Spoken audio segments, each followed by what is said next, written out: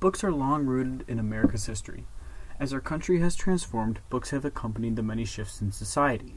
Books in America began with America's beginning following the American Revolution, and then experienced a great change by advances in technology following major subsequent wars. And now books are enduring the technology revolution that we are currently living through.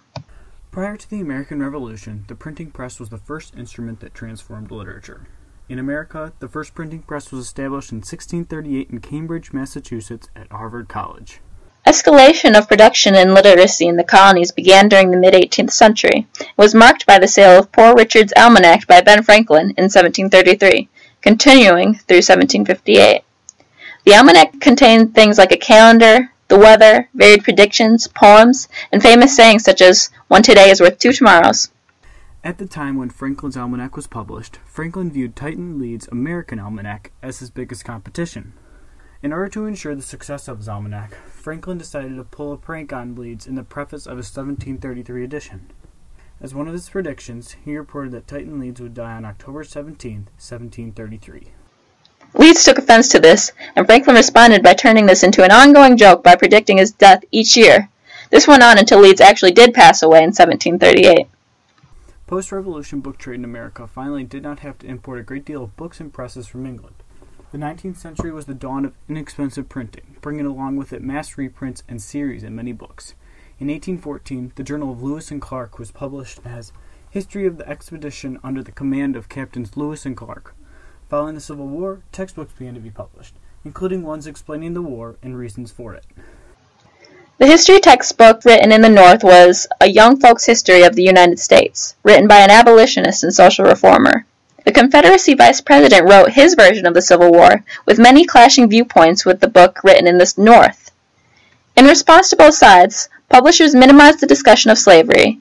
It is evident that even today, nearly 125 years later, we face the same problem in schools. Parts of history are omitted, conveniently aligning with the beliefs of the author or publisher. Post-World War I, America faced a booming economy, which brought along with it a wealthy middle class, giving an audience to authors like Sinclair Lewis and Ernest Hemingway. As more books were being written, more books began to be censored, which brings us to banned books that have shaped America today.